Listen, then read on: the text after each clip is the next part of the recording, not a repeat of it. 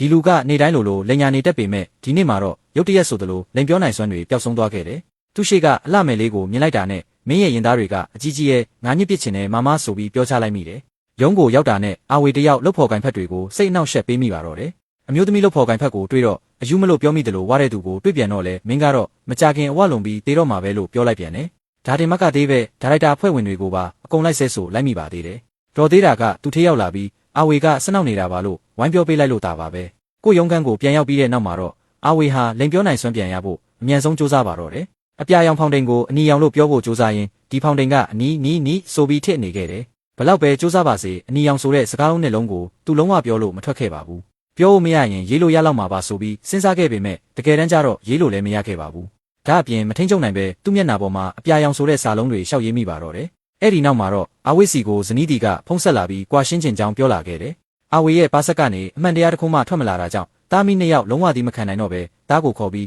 းတခြားမြို့မှာသွားနေတော့မယ်လို့ဆိုပါတယ်အာဝေကပြုပြင်ပါမယ်လို့ရိုးရိုးသားသားပြောခဲ့ပေမဲ့ဇနီးတီကတော့ထပ်ပြီးမယုံကြည်တော့ပါဘူးတားမယားနဲ့꿰ရတော့မဲ့အခြေအနေမို့လို့အာဝေလဲတားဆီးဖို့အတွက်ကားမောင်းပြီးချက်ချင်းလိုက်သွားခဲ့တယ်အချိန်မီချင်တာနဲ့မိပွိုင်နီကိုပါဖျက်မောင်းခဲ့တဲ့အတွက်ရင်ထင်းရဲကတားဆီးတာကိုခံလိုက်ရပါတယ်အဲ့ဒီနောက်မှာတော့ရင်ထင်းရဲတောင်ထင်မှတ်မထားတဲ့အဖြစ်အပျက်တစ်ခုဖြစ်ပွားခဲ့ပါတော့တယ်ဒီမျိုးသားကအချိန်မီချင်တာနဲ့မိနီကိုဖျက်မောင်းခဲ့ပေမဲ့မထင်မှတ်ပဲရင်ထင်းရဲနဲ့တိုးပြီးအဖမ်းခံလိုက်ရတယ်ရင်ထင်းရဲကမေးလိုက်တဲ့အခါမှာတော့အာဝေကသူကျူးလွန်ခဲ့တဲ့စီကံဖောက်ဖျက်မှုတွေအကုန်လုံးကိုဖွင့်ပြောလိုက်ပါတော့တယ်ကျွန်တော်အချိန်ပြင်းမောင်းခဲ့တဲ့ရှေ့ကားနဲ့ကက်လုံးခဲ့တဲ့ရရမဲ့နေရာမှာမရက်ခဲ့ဘူးကားကိုတိုက်မိမလို့ဖြစ်ခဲ့တယ်အချိန်ထက်တင်ခဲ့တယ်လူကူးမင်းကြားမှာဦးစားမပေးခဲ့ဘူးလမ်းစုံမှာလမ်းကြောင်းပြောင်းခဲ့တယ်မိနီဖြတ်ပြီးအချိန်တင်နေတော့မီးမပြပဲလမ်းကြောင်းပြောင်းခဲ့တယ်ဒါကုန်ပဲလားဆိုတော့မဆောင်ရသေးတဲ့တန်ကြေးတွေလည်းရှိလာသေးရဲ့တဲ့ဒီလောက်ရိုးသားတဲ့လူမျိုးတစ်ခါမှမတွေ့ဘူးလို့ရင်ထင်းရဲတောင်ကြောင်တောင်ဖြစ်သွားခဲ့ရတယ်တကယ်တမ်းကျတော့အာဝေဟာအရင်ကလူလိန်တယောက်ဖြစ်ခဲ့ရပါတားလေးမွေးနှစ်ယောက်တိုင်းအိမ်ပြန်လာမယ်ပြောပြီးဂတိအမြဲဖြတ်တက်လို့တားဖြစ်သူကအရန်ဝမ်းနေပြီးသူ့ဖေကိုတရက်လောက်လည်းမပြောနိုင်ပါစေနဲ့လို့ဆူတောင်းခဲ့တာဖြစ်ပါတယ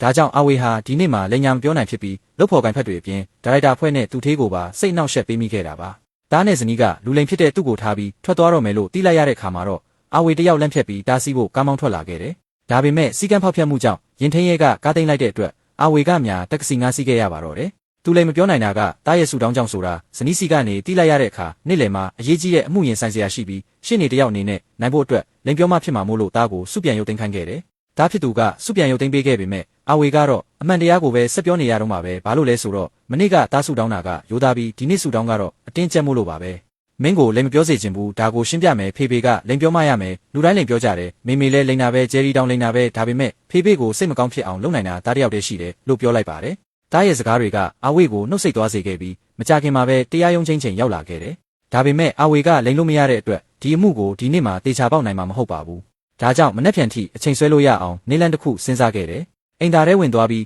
းအိမ်သာခုံဖုံးတဲ့ခေါင်းကိုအားကုန်ရိုက်တယ်လို့နယံနဲ့လည်းအယူမှုဝင်ဆောင်ပြီးဒဏ်ရာရတဲ့အထိလှုပ်ယူခဲ့ပါတော့တယ်။ဘာလို့လဲဆိုတော့တရားခံရှေ့နေဒဏ်ရာရသွားရင်အမှုရွှေ့ဆိုင်လို့ရလို့ပါပဲ။တရားသူကြီးကအခြေအနေကိုကြည့်ပြီးဆက်လိုက်နိုင်မလားလို့မေးတဲ့အခါအာဝေကရပါတယ်လို့ပဲဖြေလိုက်မိတယ်။ဒီလိုနဲ့အမှုကိုမဖြစ်မနေဆက်ပြီးစစ်ဆေးရပါတော့တယ်။အာဝေကလည်းမပြောနိုင်ပဲအမှန်တွေကြီးပြောနေတာကြောင့်သူထေးမကြီးကငါးပိုက်ဆန်ငါလိုချင်တဲ့ငါရဲ့အတုံးမကျတဲ့ရှေ့နေကြီးကရုတ်တရက်ကြီးတိစိတ်ဝင်လာပြီးရိုးသားနေတဲ့ဆိုကြီးဆဲဆိုပါတော့တယ်။သူထေးမကြီးကအသက်32နှစ်ပဲရှိသေးရဲ့လို့ကြားလိုက်ရတဲ့အခါအာဝေတယောက်အမှုနိုင်မဲ့နီလန်းကိုချက်ချင်းစဉ်းစားမိသွားတယ်။သူထေးမကြီးမင်္ဂလာဆောင်တုန်းကအသက်18နှစ်မပြည့်သေးတဲ့အတွက်လက်မထက်မီသဘောတူစာချုပ်ကအကျုံးမဝင်တော့ပဲကွာရှင်းတဲ့အခါပိုင်ဆိုင်မှုတစ်ဝက်ဖြစ်တဲ့ဆက်တန်းကျော်ကိုရရှိမှာဖြစ်ပါတယ်။အမှုကဒီလောက်နဲ့ပြီးထင်ခဲ့ပေမဲ့သူထေးမကြီးကပိုက်ဆံပိုရခြင်းလို့ကလေးတွေရဲ့အုပ်ထင်းခွင့်ကိုပါလိုချင်နေပြန်တယ်။အာဝေလည်းသူထေးမကြီးဘက်ကနေဆက်ပြီးရှောက်လဲပေးခဲ့ပေမဲ့သူထေးမကြီးကကလေးတွေကိုအတင်းဆွဲခေါ်သွားတာမြင်လိုက်ရတဲ့အချိန်မှာတော့ဖခင်ဖြစ်သူရဲ့ခံစားချက်ကိုနားလည်သွားခဲ့တယ်။ဘာလို့လဲဆိုတော့သူ့ဇနီးကလည်းတားကိုခေါ်ပြီးထွက်သွားခြင်းနေလို့ပါပဲ။ဒါကြောင့်ဒီအမှုကိုပြန်လဲစစ်ဆေးပေးဖို့တရားသူကြီးကိုတောင်းဆိုခဲ့ပေမဲ